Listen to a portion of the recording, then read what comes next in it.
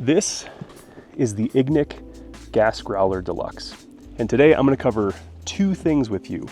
Thing number one, if you own one of these and your propane filler claims that it's defective and can't be filled, it's not. I'm going to solve that for you.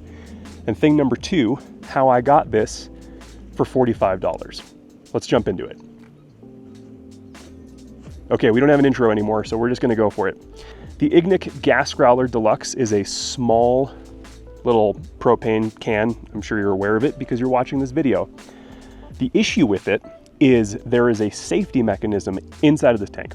And what it does is it functions kind of similarly to the overflow shutoff on the back of a toilet. There's a little thing that sits inside the tank, and when liquid propane hits it, it trips and it stops any more propane from going in.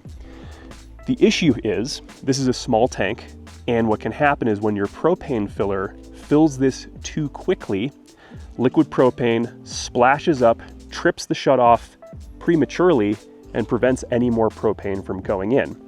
The propane filler is going to say, I don't know what's going on. It seems to be defective. It's broken. Something's wrong with it. It's not defective. All we need to do is take that shutoff mechanism and just pop it back down and tell the propane filler to fill it slowly.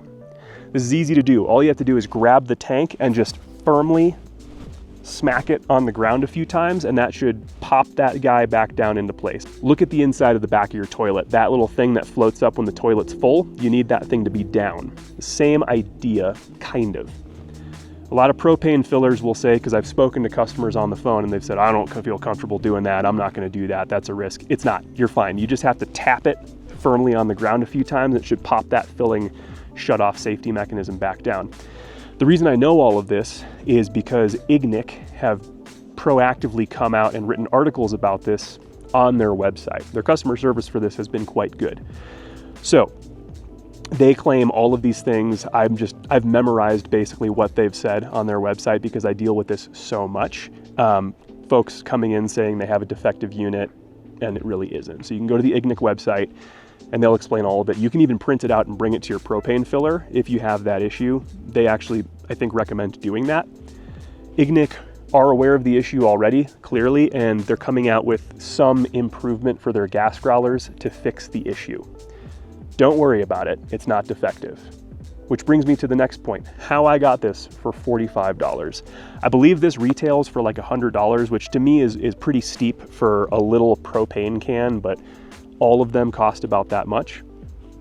So what happened was, someone had one of these. They claimed it was defective because their propane filler said it wasn't working. They brought this to REI because they bought it at REI, and they returned it at REI.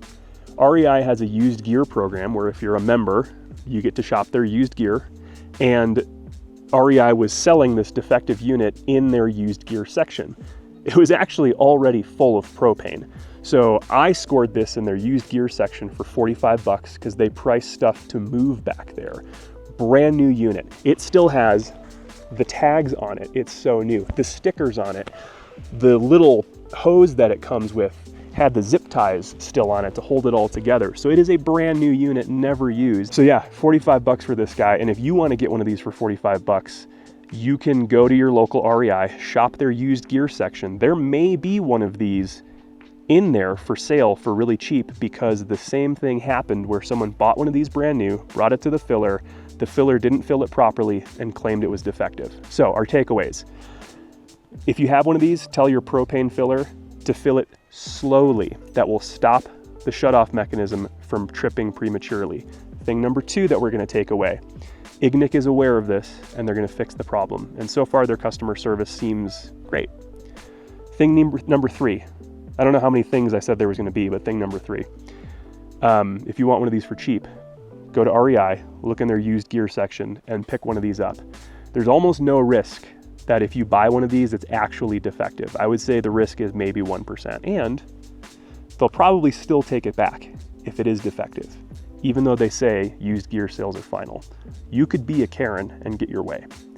Thank you for watching. Like, share, and subscribe. I hope this little morsel of video was actually helpful for you. Because I'm sure if you're sitting in a parking lot at a U-Haul or a Jack's Outdoor Gear or a Tractor Supply wondering why your brand new $100 propane tank is defective, I hope I solved that for you. I'm rambling. I had no script, but that's okay. Like, share, subscribe, save, do the thing. Come back next time for more camping videos. Bye.